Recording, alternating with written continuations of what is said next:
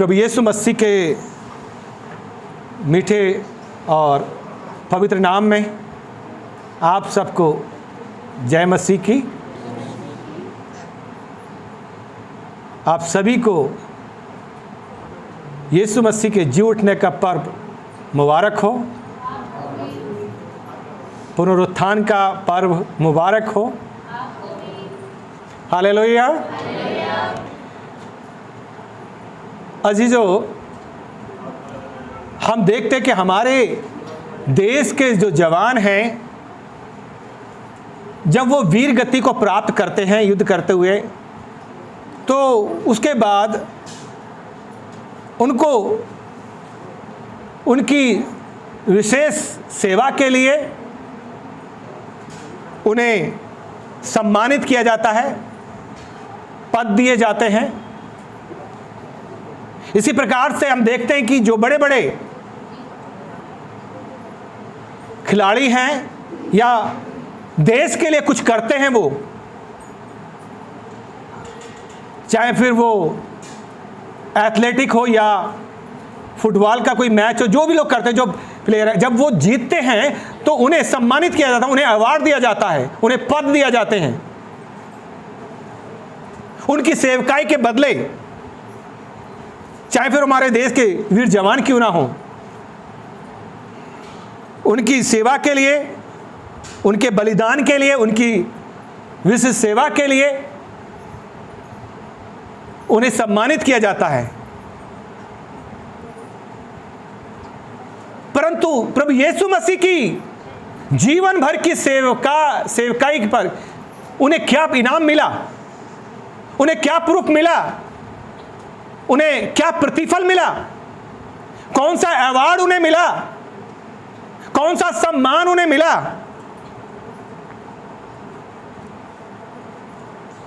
कांटों का मुकुट, हाथों और पैरों में कीले, उनके सीने में भाला मारा गया, उनके कोड़े मारे गए। यह था यीशु की सेवकाई का प्रतिफल, यह था यीशु का अवार्ड जो उन्हें दिया गया। जो जीवन भर प्रभु यीशु मसीह ने अपनी सेवकाई की, वो अपने जीवन भर सेवा करता रहा और उसकी सेवा के बदले में उन्हें यह प्रतिफल मिला। क्योंकि मरकुस रचित सुसमाचार उसका 10 अध्याय और उसका 45 पद हम पढ़ेंगे एक बार। क्योंकि मनुष्य का पुत्र इसलिए नहीं आया कि उसकी सेवा टहल की जाए। मनुष्य का पुत्र इसलिए नहीं आया कि उसकी सेवा टहल की जाए, पर इसलिए आया कि आप सेवा टहल करें। क्योंकि आप सेवा टहल करें। यीशु मसीह हमारी सेवा करने के लिए संसार में आया। वो सेवा करवाने नहीं आया, परंतु सेवा करने आया और अपने प्राण देने तक वो सेवा करता रहा। आप क्रूस पर प्रभु के उस असीम प्यार को, उसकी उस सेवकाई को देख सकते हो जो क्रूस पर से उसने दिखाई। क्रूस पर से उसने अपने शत्रुओं के प्रति अपने प्रेम को दिखाया, अपने शत्रुओं को क्षमा किया। जब वो कहता पिता इन्हें क्षमा कर, ये नहीं जानते ये क्या कर रहे हैं, क्रूस तक वो अपनी सेवकाई करता रहा। डाकू का उद्धार किया। आपने उस वचन को गुड फ्राइडे के दिन सुना होगा, जो वो उसके दोनों ओर जो डाकू लटकाए गए थे, और एक डाकू ये कह रहा था कि यदि तू परमेश्वर का पुत्र है तो अपने आप को भी बचा और हमें भी बचा।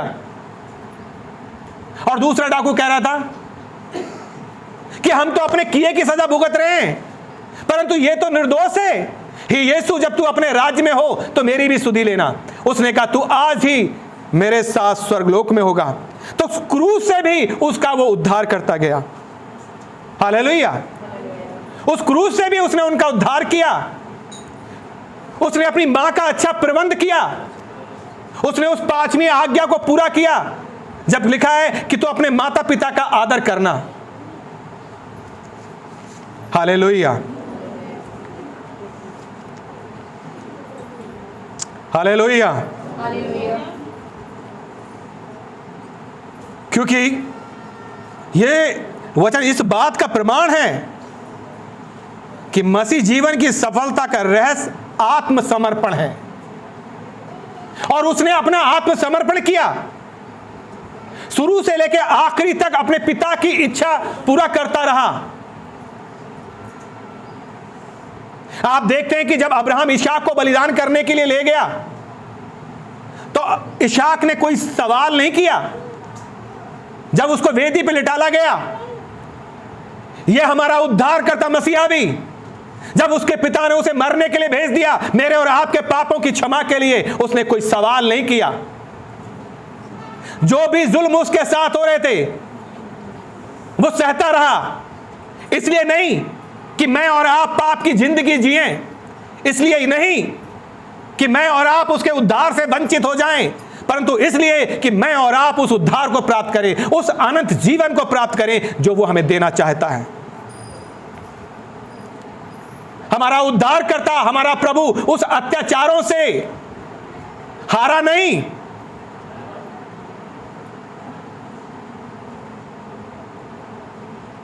वो टूटा नहीं। जबकि उसके पार इतने जुल्म किए गए, उसने अपने आप को शैतान के हवाले नहीं किया, परंतु अपने आप को पिता के हाथों में सौंपा।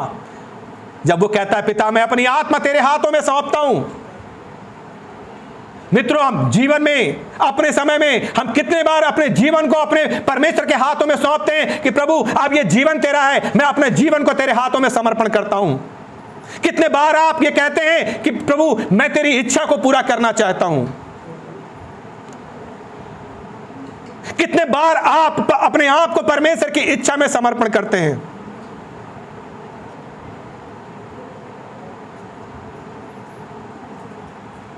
क्योंकि यीशु मसीह के पास और कोई मार्ग नहीं था सिवाय इसके कि वो अपने आप को अपने पिता के हाथों में सौंपे, और इसलिए शुरू से लेकर आखिरी तक वो अपने पिता की इच्छा को पूरा करता रहा। और इसलिए फिलिपियों में लिखा है, फिलिपियों 2 अध्याय 5 से 11 पद,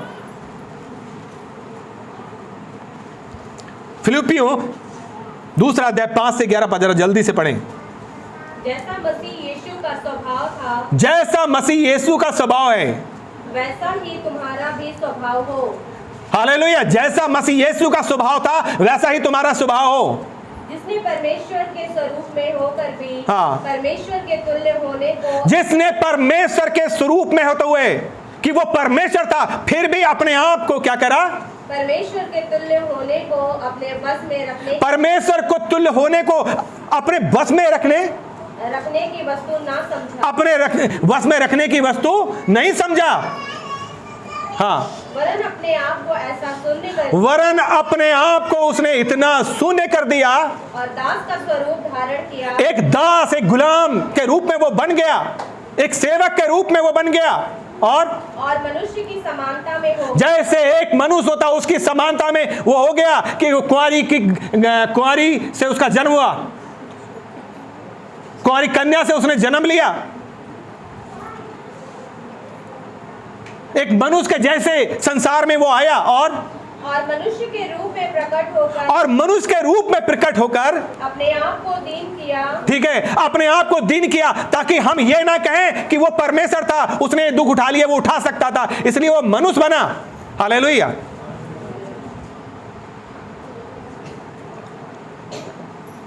उसने इतने अपने आप को शून्य कर दिया कि मनुष्य बन के संसार में आया वो।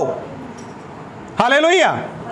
हाँ, और यहाँ तक आज्ञाकारी रहा, यहाँ तक आज्ञाकारी रहा कि मृत्यु, हाँ क्रूस की मृत्यु, हाँ क्रूस की, इतना आज्ञाकारी रहा कि क्रूस की मृत्यु भी उसने सह ली। हालेलुया। किसके लिए?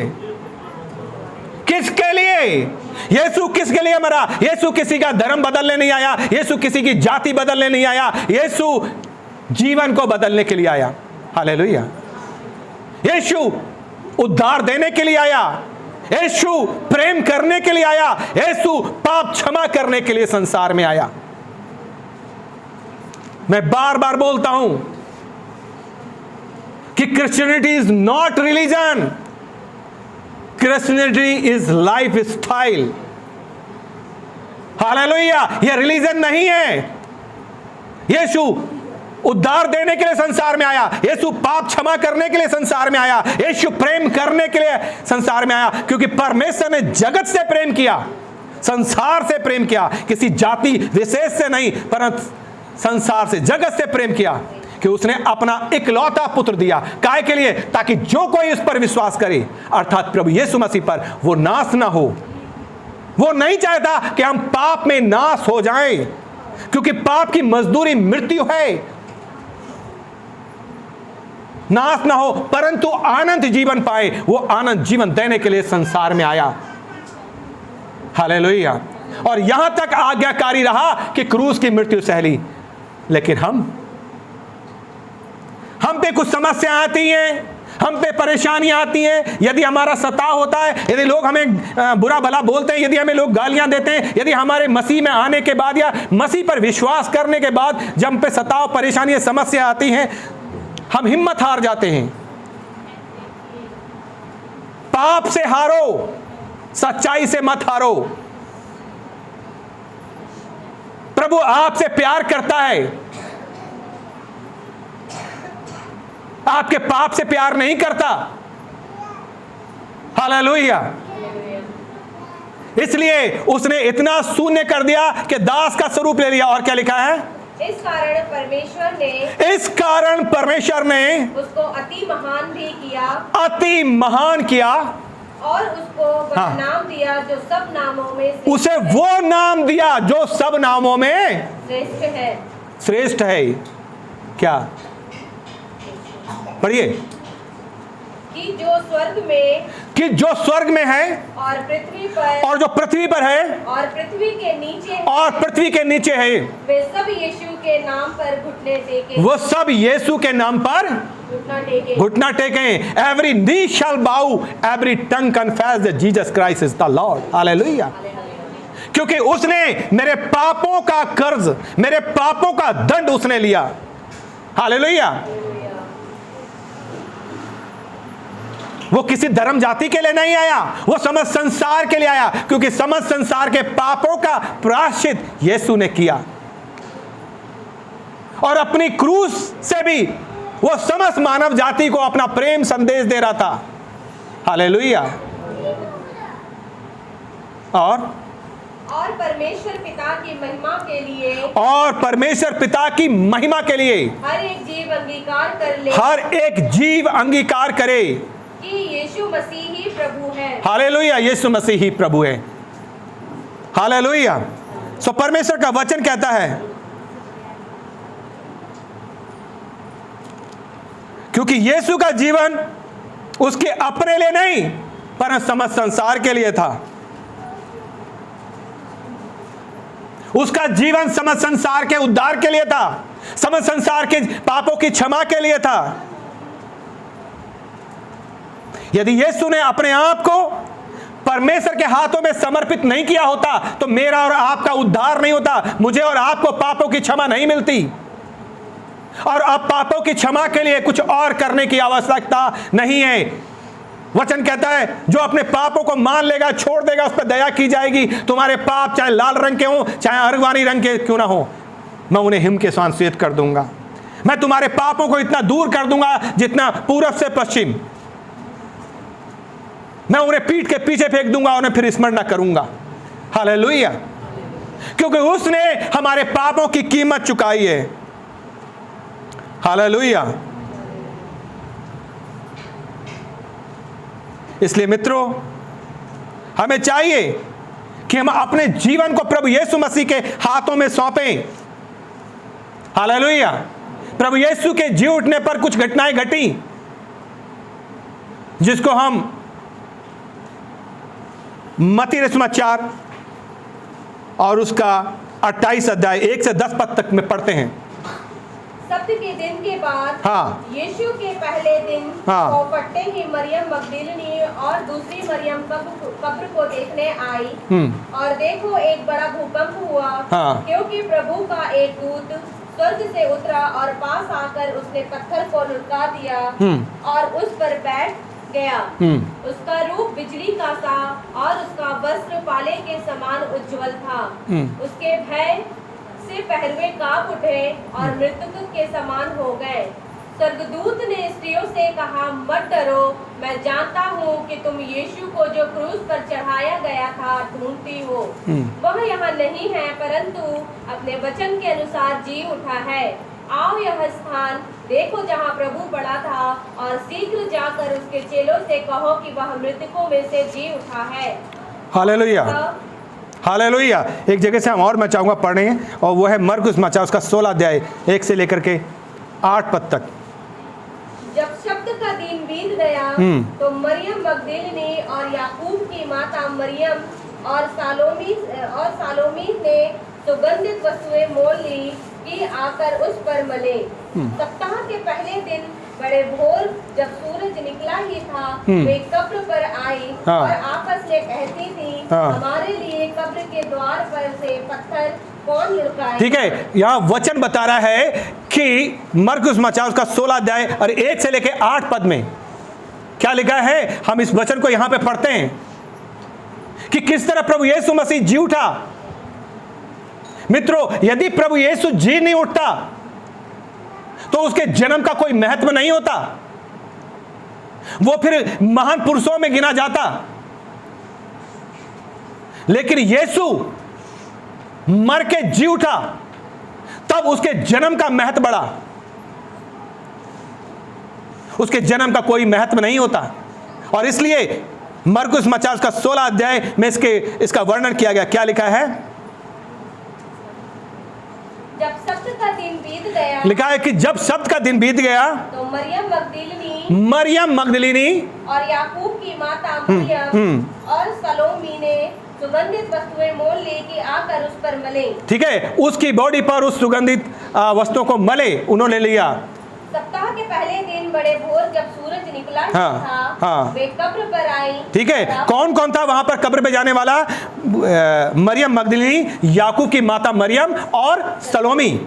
ठीक है, ये सुगंधित द्रव्य लेकर के, कुछ वस्तुएं लेकर के कहां पहुंची? कब्र पर। और क्या हुआ? और आपस में कहती थी, हमारे लिए कब्र के द्वार पर से पत्थर को। इनके पास एक सवाल था कि कब्र के बाहर एक बड़ा पत्थर रखा, बहुत भारी था, और वो कह रही थी हमारे लिए पत्थर कौन हटाएगा?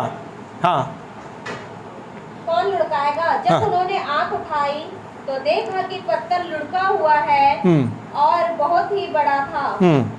कब्र के भीतर जाकर उन्होंने एक जवान को श्वेत वस्त्र पहने हुए दाहिनी ओर बैठे देखा और बहुत चकित हुई। उसने उनसे कहा, चकित मत हो, तुम यीशु नासरी को जो क्रूस पर चढ़ाया गया था ढूंढती हो। वह जी उठा है, यहाँ नहीं है। देखो, यही वह स्थान है जहाँ उन्होंने उसे रखा था। परंतु तुम जाओ और उसके चेलों और पतरस से कहो कि वह तुमसे पहले गलील को जाएगा, जैसा उसने तुमसे कहा था, तुम वहीं उसे देखोगे। हालेलुया।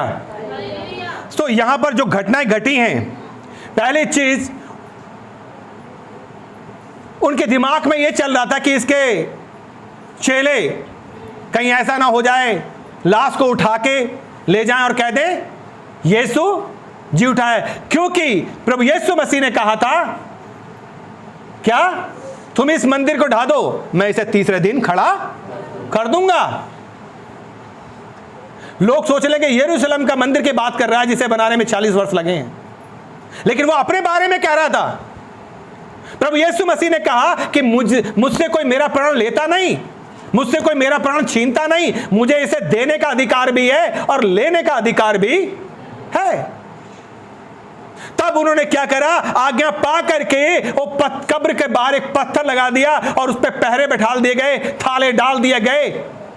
कहते सरकारी पहरे बैठी गए और गोरे पर मोहर करी, ओहो प्यारो मसीहा जिया, चलो दर्शन को सखी। सरकारी वहां पहरे बैठा दिए, लेकिन यह क्या संभव था? कि मृत्यु उसे अपने बस में रख लेती। वो जो सृष्टि का मालिक है, वो तो दुनिया को बनाने वाला है, क्या मृत्यु उसे अपने बंधन में रख सकती थी? नहीं, क्योंकि वही सृजनहार, वो माल पालनहार, वही सृष्टिकर्ता, वही दुनिया को बनाने वाला है। हालेलुया। जब उसकी मृत्यु हुई तो जिस सृष्टि को वो आदेश देता था, कहते हैं पूरे देश में अंधकार छा गया, दिन में अंधेरा हो जाना पूरे देश में,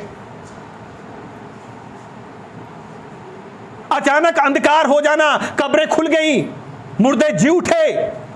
बड़ी अजीब घटना है। ये घटना कोई कोने में नहीं हुई थी, लेकिन पूरे देश में अंधकार छाया रहा, क्योंकि वो सृष्टि ने भी अपना मुंह से छुपा लिया था उस सृष्टि को जिसको वो आदेश देता था, क्योंकि वो अपने सृष्टिकर्ता को, अपने बनाने वाले को उस लूहलहान स्थिति में देख नहीं सकती थी। इसलिए इस सृष्टि ने, इस सूरज ने, इस सृष्टि ने भी अपना मुंह छुपा लिया था, और इसलिए उस समय पूरे देश में अंधकार छाया रहा, क्योंकि उनके सृष्टिकर्ता को क्रूस पर चढ़ाया गया था। क्यों? मेरे और आपके पापों के लिए, मेरे और आपके लिए। सो वहां पर भारी पत्थर रख दिया गया और पहरे बैठाल दिए गए। यह मुश्किल था कि मौत उस पर विजय पाती, परंतु परमेश्वर का वचन कहता है कि वो मर के जी उठा। पहला कुरिन्थियन 15 अध्याय 54 और 57 पद पढ़े, क्या लिखा है? 15 अध्याय 54 और 57, 54 से लेकर 57 पद तक। और जब वह यह नाशवान हाँ, अविनाश को पहन लेगा, हाँ, और यह मरणहार अमरता को पहन लेगा, हाँ, तब वह वचन जो लिखा है पूरा हो जाएगा। तब वो वचन जो लिखा है पूरा होगा। जय ने मृत्यु को निगल लिया, जय ने मृत्यु को निगल लिया। हे मृत्यु, हाँ, तेरी जय कहाँ रही? ये क्योंकि जब पाप आया तो मृत्यु आई, और यीशु ने मृत्यु पर विजय पाई, और उसने क्या कहा? हे मृत्यु, तेरी विजय कहाँ रही? कहाँ रही? हे मृत्यु, तेरा डंक कहाँ रहा? हे मृत्यु, तेरा डंक कहाँ रहा?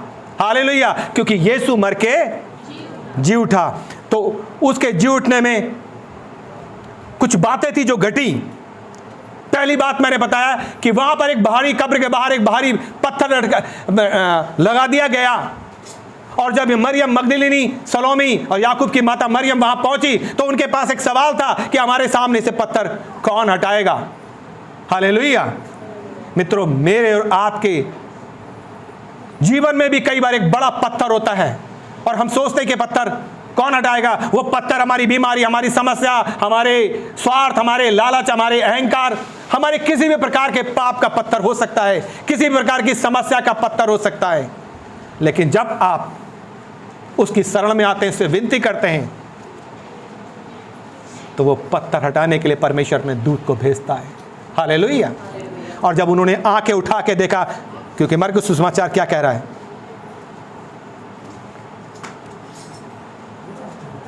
तीसरा पद, चौथा पद, चौथा पद। जब उन्होंने आंखें उठाई तो देखा कि पत्थर लुढ़का हुआ है। जब आप उसकी निकटता में जाते हैं, जब आप उससे मिलना चाहते हैं, जब आप उसे देखना चाहते हैं, तो प्रॉब्लम, समस्या कितनी बड़ी क्यों ना हो, परमेश्वर उसे दूर कर देगा। जब ये उससे पास मिलने गई, उस पर लेप लगाने के लिए गई, क्योंकि इनके अंदर चाहत थी, इनके अंदर समर्पण था, इनके अंदर प्रेम था, इनके अंदर लगाव था, इनके अंदर सच्चाई थी। और जब ये वहां पहुंची तो क्या देखती हैं? समस्या था, लेकिन जब ये लगा होगा देखा, तो वचन चौथा पद क्या कह रहा है? जब उन्होंने आंख उठाई हाँ, तो देखा कि पत्थर लुढ़का हुआ पत्थर लुढ़का हुआ है, वह बहुत ही बड़ा था, बहुत बड़ा था।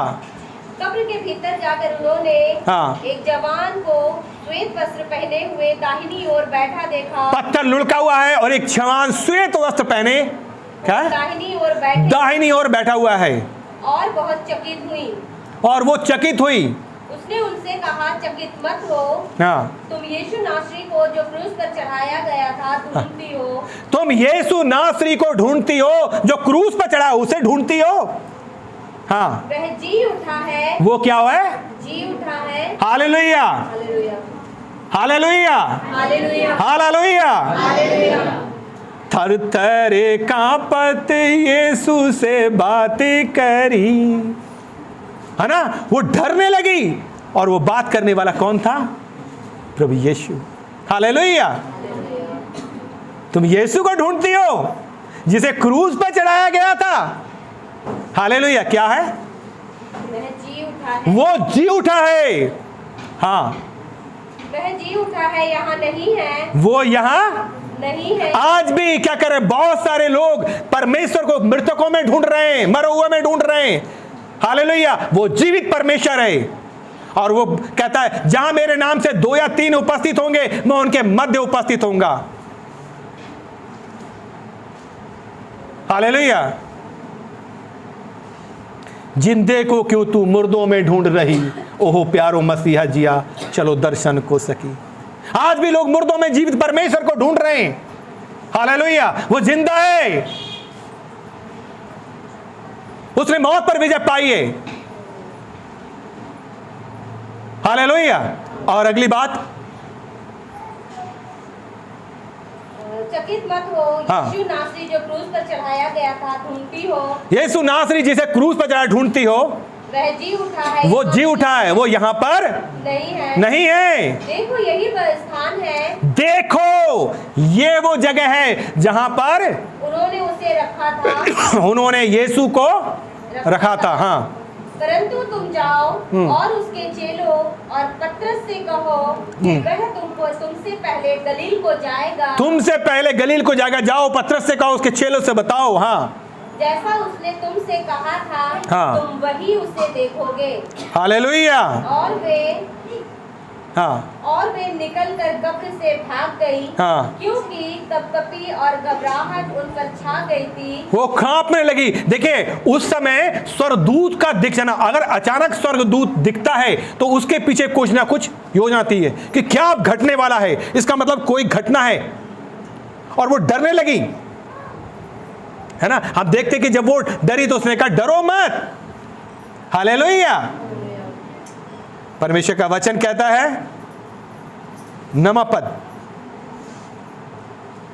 सप्ताह के पहले दिन भोर होते ही हाँ। वह जी उठकर हाँ। पहले पहल मरियम मगदलिनी को, जिसमें से उसने 7 दुष्ट आत्माएं निकाली थी, दिखाई दिया। हाँ। उसने जाकर यीशु के साथियों को जो शोक में डूबे हुए थे और रो रहे थे सुसमाचार दिया। हाँ। उन्होंने यह सुनकर कि वह जीवित है और उसने उसे देखा है, प्रतीति न की। ठीक है। अब वो जो लोग थे, क्या थे उसके साथी, वो शोक में डूबे हुए थे। क्यों भाई, क्यों डूबे थे शोक में? क्यों शोक में डूबे थे? क्योंकि वो भूल चुके थे उस प्रभु की बातों को। अब वो सोचा था अब हमारा क्या होगा। एक जगह से हम और पढ़ेंगे, और वो है यूहन्ना सुसमाचार उसका 20 अध्याय 19 से 21 पद।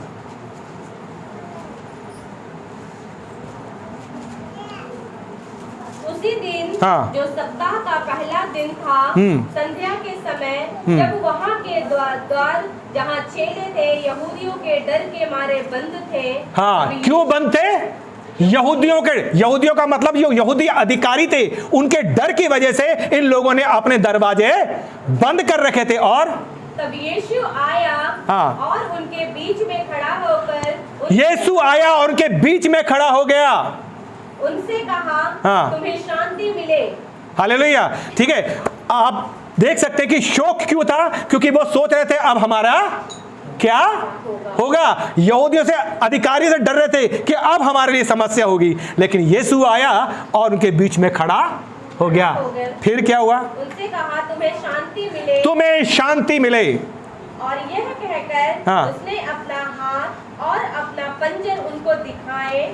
जब तेरे प्रभु को देखकर आनंदित हुए, हाँ। यीशु ने फिर उनसे कहा, तुम्हें शांति मिले। हालेलुया। बस उसने अपने आप को दिखाया, अपने जख्म दिखाए कि देखो भूत प्रेत के हड्डी और मांस नहीं होते, यीशु ने मौत पर विजय पाई।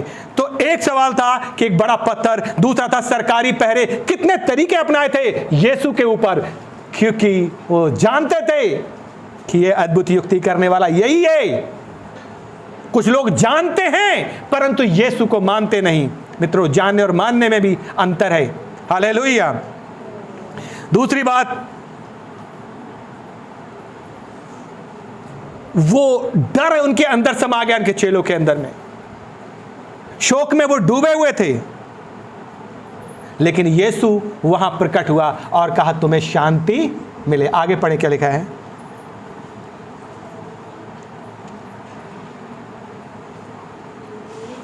हाँ, इसी को पढ़िए। तुम्हें शांति मिले, जैसे पिता ने मुझे भेजा है, हाँ। वैसे ही मैं भी तुम्हें भेजता हूँ। और ऐसे उसने कहा, जैसे पिता ने मुझे भेजा मैं भी तुम्हें भेजता हूँ। यह कहकर उसने उन पर फूंका और उनसे कहा, पवित्र आत्मा लो। आमीन, हालेलुया। मित्रों, यीशु ने मौत पर विजय पाई, और यीशु यदि मर के नहीं जी उठता तो उसके जन्म का कोई महत्व नहीं होता। यीशु भी महान पुरुषों में गिना जाता। यीशु मर के जी उठा, हालेलुया। जन्म लिया, उसने शिक्षाएं अच्छी दी, उसने अद्भुत काम, चिन्ह और चमत्कार किए, लेकिन ये वहीं तक रह जाते और वो महान पुरुषों में गिना जाता। लेकिन मौत पर विजय पाई, कब्र से पत्थर लुढ़क गया, ताले टूट गए, हालेलुया, और यीशु जी उठा, हालेलुया। और 40 दिन लोगों को दिखाई देता, उनके साथ रहा, उन्हें आदेश दिया। एक आखिरी पद पढ़ देंगे मैं चाहूँगा, वो है मत्ती पर सुसमाचार, उसका 28 अध्याय। मत्ती उसका 28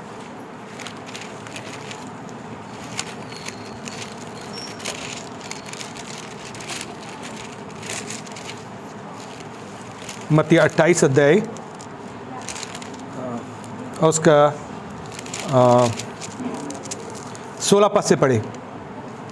11 चेले गलील में उस पहाड़ पर गए, हाँ, जिसे यीशु ने उन्हें बताया था। हाँ। उन्होंने उसके दर्शन पाकर उसे प्रणाम किया। 11 चेले कहाँ पर गए? मर के जब यीशु जी उठा, गलील के हाँ। पहाड़ पर। हाँ, गलील के पहाड़ पर गया, गलील के पहाड़ पर गए, जिसे यीशु ने उन्हें बताया था। उन्होंने उसके दर्शन पाकर उसे प्रणाम किया, पर किसी को संदेह हुआ। हाँ। यीशु ने उसके पास आकर कहा, हाँ। स्वर्ग और पृथ्वी का सारा अधिकार। वचन कहता किसी को संदेश हुआ, तो यीशु ने उनके पास आकर कहा, क्या कहा?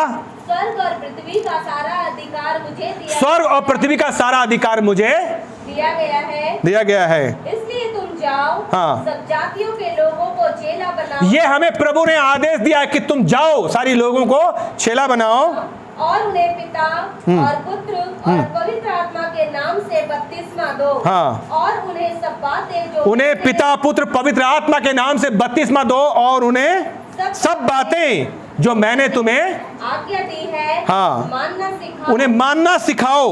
और देखो मैं जगत के अंत तक सदा तुम्हारे संग हूँ। हालेलुया। और देखो मैं जगत के अंत तक सदैव तुम्हारे साथ हूँ। यीशु ने मृत्यु पर विजय पाई, हालेलुया।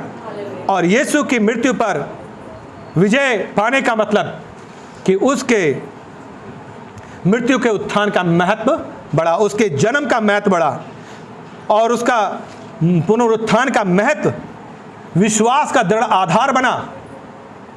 उसके जन्म का महत्व बढ़ा, मृत्यु पर विजय हुई, पाप पर विजय प्राप्त हुई, और अनाज्ञाकारिता पर विजय प्राप्त हुई। जो क्षणिक जीवन था हमारा, यदि यीशु मौत पर विजय नहीं पाता तो हम अनंत जीवन के वारिस नहीं बनते। क्षणिक जीवन जो था हमारा अनंत जीवन में तब्दील हुआ, हालेलुया। और यह बात कि जिसके बारे में भविष्यवाणी की गई है वो यीशु ही मसीह है, हालेलुया। और फिर वो दोबारा आएगा। आप देखते हैं कि जब यीशु की कब्र में ये लोग गए तो वहां पे लिखा है कि एक कपड़ा, अंगोछा जो उसके सर पे बंधा था, उसको लपेटा हुआ तह के साथ तय करके वहां पे रखा हुआ मिला। क्या मतलब है? जब कोई कपड़ा तय करके रख के जाता है, इसका मतलब है कि वो व्यक्ति फिर दोबारा, हालेलुया, अब यीशु फिर दोबारा आएगा, हालेलुया, और वो रास्ते में है मित्रों, उसका आगमन बहुत निकट है, हालेलुया, और उसका अंतराज स्थापित होगा, नई देह का सृजन होगा, हालेलुया। यीशु दोबारा आ रहा है। वो मुर्दा जिसे लोगों ने मुर्दा समझ के कब्र में रख लिया, वो मुर्दा जी उठा, हालेलुया, वो यीशु जी उठा, हालेलुया, वो दोबारा आ रहा है। आए मैं और आप अपने आप को उसके लिए तैयार करें। परमेश्वर आप समस्त लोगों को आशीष दे। जय मसीह।